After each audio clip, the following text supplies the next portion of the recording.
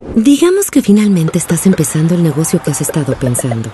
Y por supuesto tus clientes quieren pagar con tarjeta. Así que iSettle, una nueva forma de aceptar pagos con tarjetas, hará tu vida mucho más fácil. Descarga la app iSettle a tu smartphone o tablet. Regístrate en la app, vincula tu cuenta iSettle a tu cuenta bancaria y obtén tu lector de tarjetas. Ahora has adquirido todo lo que necesitas para comenzar a aceptar pagos con tarjetas. Para hacer cada venta rápida y sencilla, puedes agregar todos los productos a un catálogo.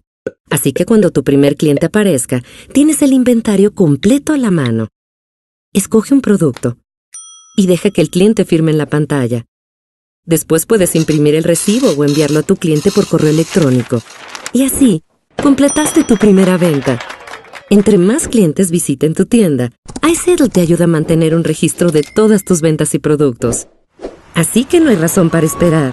Empieza a crecer tu negocio a partir de hoy y deja que iSettle te ayude en el camino. iSettle. Pagos fáciles.